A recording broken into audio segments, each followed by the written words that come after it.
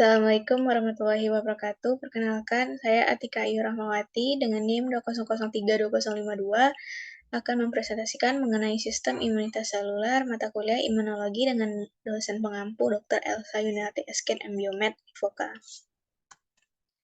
Yang pertama yaitu mengenai pengertian imunitas seluler. Sistem imunitas adalah sistem pertahanan tubuh yang dirancang untuk menargetkan patogen tertentu. Sistem pertahanan tubuh pada manusia dibagi menjadi dua, yaitu sistem imunitas seluler dan sistem imunitas humoral. Untuk sistem imunitas seluler itu dimediasi oleh sel, dan untuk sistem imunitas humoral itu dimediasi oleh antibodi. Sistem imunitas seluler merupakan sistem imunitas yang melibatkan peran sel imun seperti sel T, makrofag, dan natural killer cell. Kemudian limfosit T merupakan sel yang berperan penting dalam sistem imunitas seluler, yaitu memberikan pertahanan terhadap infeksi mikroba intraseluler.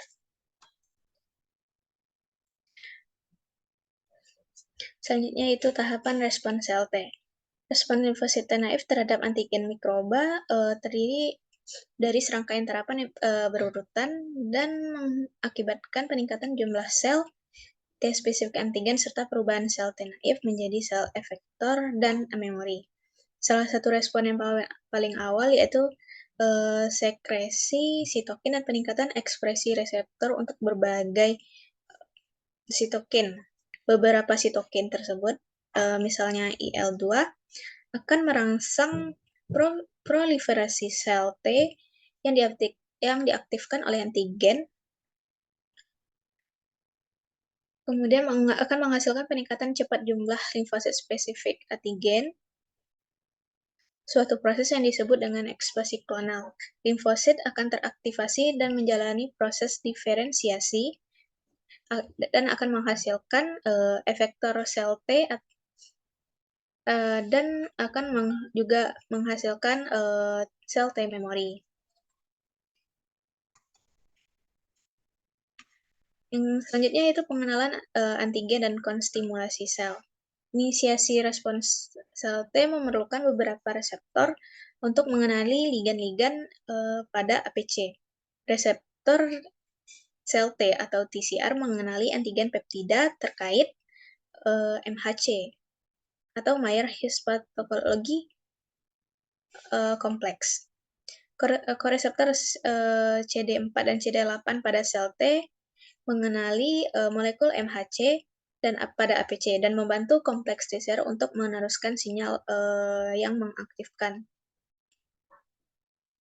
Seperti yang kita lihat pada gambar, untuk CD4 itu akan berikatan dengan ligan MHC kelas 2 dan CD8 itu akan berikatan dengan MHC kelas 1, di mana MHC kelas 2 ini akan mengekspresikan diekspresikan pada APC, dan MHC kelas 1 ini diekspresikan pada semua sel yang memiliki nukleus yang berfungsi untuk sebagai sinyal traduction atau meneruskan sinyal. Selanjutnya yaitu pengenalan peptida terkait MHC. Pengenalan antigen dan transduksi sel selama aktivasi sel T. Molekul sel T yang berbeda mengenali antigen, kemudian akan mengirimkan sinyal biokimia ke bagian dalam sel sebagai hasil pengenalan antigen. Protein CD3 dan Z secara non-kovalen melekat pada reseptor sel T atau TCR alfa dan rantai beta melalui interaksi antara asam amino bermuatan dalam domain transmembran dari protein ini. Gambar tersebut mengilustrasikan sel T, CD4, dan interaksi yang terlibat dalam aktivasi sel T CD8, di mana sel T CD4 ini akan berikatan dengan MHC kelas 2. Reseptor sel T untuk antigen atau TCR dan koreseptor CD4 atau CD8 bersama-sama akan mengenali kompleks antigen peptida, seperti pada gambar, dan molekul MHC pada APC. Pengenalan ini memberikan sinyal iniasi atau sinyal pertama untuk aktivasi sel T. Kemudian ada peran molekul adesi dalam respons sel T. Molekul adesi pada sel T mengenali ligannya pada APC dan menstabilkan peningkatan sel T pada APC. Molekul adesi yang paling penting termasuk dalam keluarga protein heterodemerik atau dua rantai yang disebut dengan integrin. Selanjutnya yaitu peran konstimulasi dalam aktivitas sel T. Molekul yang memberikan rangsangan pada sel T bersama-sama berfungsi sebagai rangsangan oleh antigen disebut dengan konstimulator. Berdasarkan gambar yang terdapat pada slide, peran konstimulasi dalam aktivitas sel T yaitu sel T penyaji antigen atau APC yang beristirahat yang belum terpapar mikroba atau adjuvan dapat menghadirkan antigen peptida. Tetapi mereka tidak dapat mengekspresikan konstimulator dan tidak dapat mengaktifkan sel T naif. Sel T yang mengenali antigen tanpa konstimulasi dapat menjadi tidak responsif atau tidak toleran terhadap paparan antigen selanjutnya. Sedangkan mikroba serta sitokin yang diproduksi selama respon imun bawaan terhadap mikroba menginduksi ekspresi konstimulator seperti molekul B7 pada APC. Molekul B7 konstimulator dikenali sebagai reseptor oleh CD28 pada sel T yang kemudian akan memberikan sinyal sehubungan dengan pengenalan antigen. APC akan teraktivasi dan akan menghasilkan sitokin yang akan merangsang diferensiasi sel T naif menjadi sel T efektor atau interleukin. Dan kemudian akan berdiferensiasi menjadi sel T memori juga.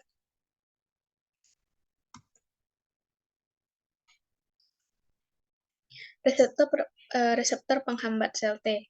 Terdapat dua reseptor yang penghambat penting pada sel T, yaitu CTLA4 dan PD1 yang keduanya secara struktural terkait pada CD28. Bisa kita lihat pada gambar ketika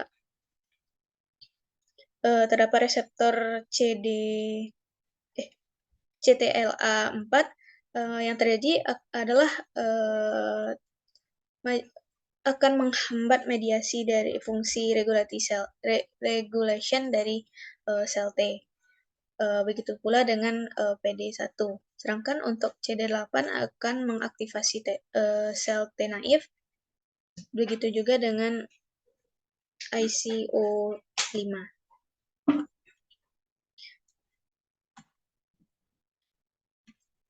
Selanjutnya yaitu rangsangan untuk aktivasi sel T CD8+. Aktivasi CD8+ dirangsang oleh pengenalan peptida terkait MHC kelas 1 dan memerlukan konstimulasi dan sel T helper, di mana pada gambar tersebut merupakan aktivasi dari sel T CD8. Sel penyaji atau APC terutama sel dendrik dapat menelan sel yang terinfeksi menyajikan antigen mikroba ke sel T, yaitu sel T CD8+ atau presentasi silang dan ke sel T CD4+. APC dapat menginfeksi dan dapat langsung menampilkan antigen. Sel T helper kemudian akan menghasilkan sitosin yang akan merangsang ekspansi dan berdiferensiasi atau diferensiasi sel T CD8. Sel-sel pembantu juga dapat mengaktifkan APC untuk menjadikan stimulator sel T CD8+ yang kuat. Kemudian sel T CD8+ ini akan berdiferensiasi menjadi CTL sel memori, dan CD18 T cell.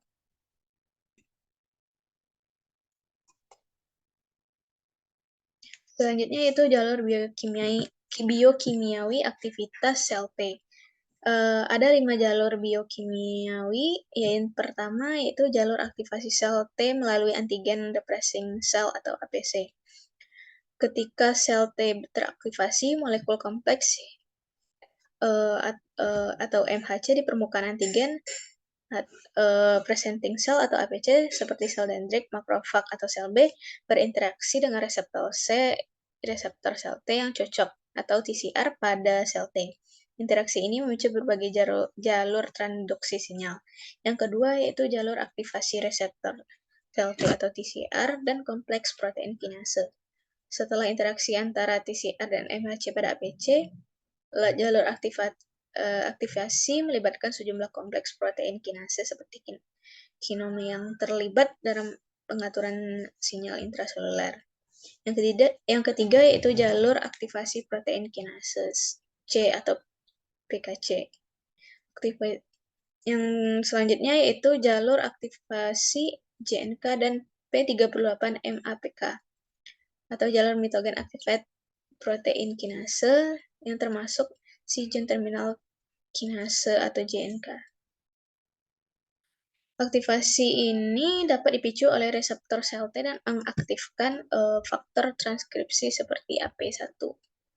Kemudian yaitu jalur aktivasi mTOR atau mammalian target of rapamycin. mTOR adalah serin atau threonine kinase yang terlibat dalam pengaturan pertumbuhan dan proliferasi sel, yaitu proliferasi sel T. Aktivasi mTOR dapat terjadi berbagai jalur termasuk sinyal reseptor sel T dan sinyal interleukin atau IL-2 yang diproduksi sel T. Selanjutnya yaitu respon fungsional limfosit T terhadap antigen dan kontimulasi. Sekresi sitokin dan ekspresi reseptor. Dalam menanggapi antigen dan kostimulator limfosit T, terutama sel T CD4, akan mensegerakan sekresi sitokin IL-2. Fungsi utama dari interleukin 2 ini adalah merangsang kelangsungan hidup dan proliferasi sel T yang mengakibatkan peningkatan jumlah sel T spesifik antigen, di mana peran reseptor interleukin 2 atau IL-2 dalam proliferasi sel T ini, sel T naif akan mengekspresikan kompleks reseptor IL-2 afinitas rendah yang terdiri dari rantai alfa dan beta. Kemudian pada aktivasi oleh pengenalan antigen dan konstimulasi, sel akan menghasilkan IL-2 dan akan mengekspresikan rantai IL-2R atau CD25 yang akan berasosiasi dengan rantai untuk membentuk reseptor IL afinitas tinggi. Pengikatan IL-2 ke reseptornya memulai proliferasi sel, yaitu proliferasi sel T yang mengenali antigen APC dan mengenali antigen APC atau antigen presenting cell.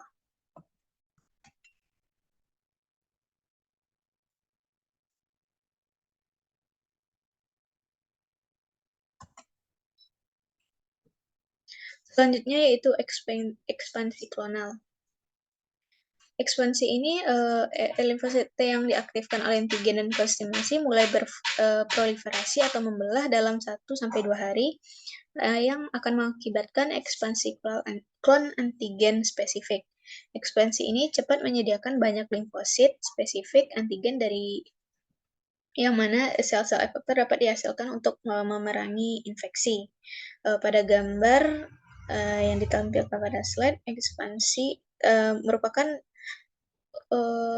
grafik dari ekspansi dan penurunan respon sel T. Di mana ketika terjadi infeksi, maka dalam waktu 1-2 hari, jumlah sel T akan meningkat Karena, sel T tersebut akan berfungsi, melawan infeksi, begitu juga untuk, sel B. Pada daerah grafik merah ini merupakan, sel TCD4 dan pada, eee, grafik biru itu merupakan sel TCD8.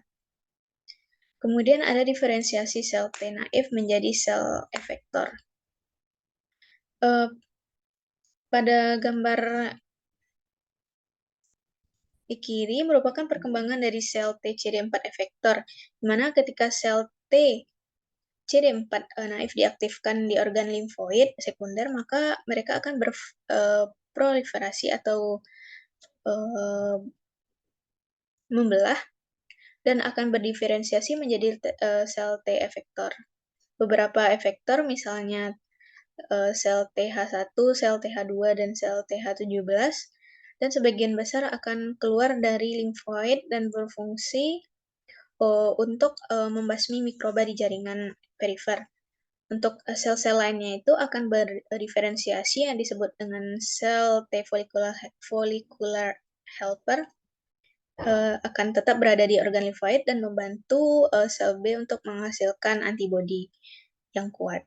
Kemudian untuk gambar di sebelahnya merupakan peran CD40L dan sitokin dalam fungsi efektor sel T helper CD4. Di mana sel TCD4 yang telah berdiferensiasi menjadi sel efektor akan mengekspresikan CD40L yang nantinya akan berikatan dengan CD40 pada makrofag atau limfosit B. Dan sitokin akan berikatan dengan reseptornya pada sel yang sama. Kombinasi sinyal yang disampaikan oleh CD40 dan reseptor sitokin akan mengaktifkan makrofag dalam imunitas yang dimediasi oleh sel, yaitu terdapat pada bagian A, dan untuk mengaktifkan sel B untuk menghasilkan antibodi isotip switch berafinitas tinggi dalam respon imunitas humoral atau pada poin B. Selanjutnya yaitu pengembangan limfosit T memori. Sel memori itu memiliki beberapa karakteristik atau ciri-ciri. Yang pertama, sel memori itu akan tetap hidup bahkan setelah infeksi diberantas dan tidak ada lagi antigen. Yang kedua, sel T memori dapat cepat diinduksi menghasilkan sitokin atau membunuh sel yang terinfeksi pada saat dijumpai antigen yang sama. Yang ketiga, sel T memori dapat ditemukan dalam organ limfoid di berbagai jaringan perifer, terutama kulit, mukosa, dan dalam sistem sirkulasi. Selanjutnya yaitu migrasi limfosit T pada reaksi imun seluler. Sel T naif harus berimigrasi antara daerah dan organ limfoid sekunder periferal yang di seluruh tubuh, sampai mereka menemukan sel dendritik dalam organ limfoid yang menampilkan antigen yang dikenali. Setelah itu, sel T naif akan diaktifkan dan berdiferensiasi menjadi sel efektor. Sel ini akan bermigrasi kembali ke tempat infeksi di mana mereka berfungsi untuk membunuh mikroba. Baiklah, sekian presentasi dari saya mengenai sistem imunitas seluler. Jika ada salah, mohon maaf. Assalamualaikum warahmatullahi wabarakatuh.